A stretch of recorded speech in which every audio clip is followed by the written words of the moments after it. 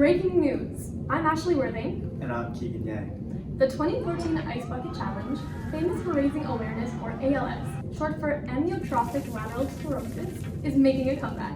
Just yesterday, UIO student Amin Gulda brought back the once viral trend, and in its short time up, has skyrocketed to over 10 million views, inspiring countless copycats. Let's take a look. I'm here to bring back the Ice Bucket Challenge in support of ALS awareness.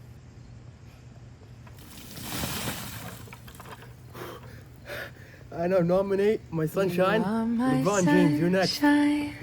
My only sunshine. LeBron James. Best of luck with that.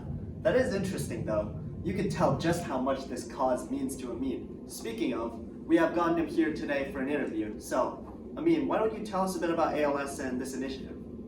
In short, from my understanding, ALS is a neurodegenerative disease which affects nerve cells in the brain and in the spinal cord, which leads to this loss of muscle control. Thank you, Amin, for the introduction. I think we should call in Dr. Adil Yassin to discuss such neurodegenerative diseases. Dr. Adil, how are you today? I'm doing well, thank you, Ashley. Neurodegenerative diseases are a group of diseases characterized by the progressive loss and damage of nerve cells in the brain and spinal cord. There are many well-known neurodegenerative diseases such as Alzheimer's, Parkinson's, and ALS, which have had a growing burden on Canadian healthcare, with approximately 10% of Canadians being affected. That is a huge impact.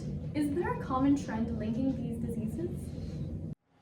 Yes, across these disorders, misfolded or mislocalized proteins build up inside neurons and disrupt proteostasis, which is how the cell keeps proteins healthy, as well as trafficking, meaning the way proteins and other materials are shipped inside the cell, like for example the ER to Golgi pathway that moves newly made proteins from the cell's factory to its shipping center, and axonal transport, which moves molecules along the neuron's long fibers.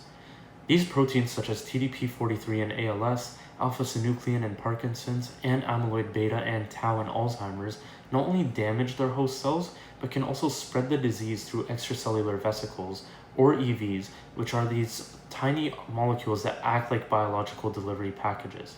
Over time though, this stress can spill over to the mitochondria and can push neurons towards stress-induced or programmed cell death. These toxic proteins don't stay put either. They spread between cells via different routes, such as EVs, synaptic release and uptake, long-range axonal transport, and even tunneling nanotubes, which produces a prion-like progression along these connected circuits. So, how do these proteins get to other cells? We have with us Dr. Sophia Parakis, a neuroscience researcher specializing in extracellular vesicles, who can tell us more. Hi there, Keegan. EVs are membrane-bound messengers released by cells that transmit diverse contents, including genetic information such as microRNAs, proteins, and neurotransmitters. In normal conditions, EVs support cellular signaling, waste transport via a pathway called the endolysosomal pathway, whereby EVs uptaken by the cell are moved to the lysosome for degradation and synapses for neurons. However, in disease states, EVs may contain harmful cargo, such as misfolded proteins or damaged genetic material that can be transferred from cell to cell. Specifically, in the neurodegenerative diseases we mentioned, there's often a buildup of the proteins Dr. Adil mentioned within these cells. They can be exported from the cell via EVs, resulting in a buildup of proteins in the extracellular space. Misfolded or mislocalized proteins can prevent synaptic transmission of information, so transmission of signals from neuron to neuron in a space called a synapse, observed in the amyloid beta plaques, and neurofibrillary tangles in Alzheimer's disease/dementia, and cells can uptake these proteins and become damaged, like in the toxic alpha-synuclein aggregates in Parkinson's disease, or mislocalized TDP43 tangles in ALS, whereby the disease can progress from cell to cell via these EVs when proteins are moved to healthy cells and the cell becomes stressed and exacerbates this disease state. This eventually results, of course, in disease propagation. By understanding how these diseases spread from cell to cell, we can improve our targets for therapies, hopefully leading eventually to treatment or better mitigation of the disease. Thank you very much. Oh, this just in. We have a new development. Amin, you might want to take a look at this. Thank you for nominating me, Amin. Let's stick it to those dysfunctional proteins.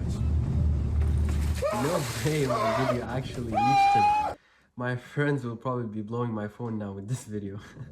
Wow. It's so refreshing to see a celebrity actually use their fame for good. Hey Ashley, you know what else is refreshing? What?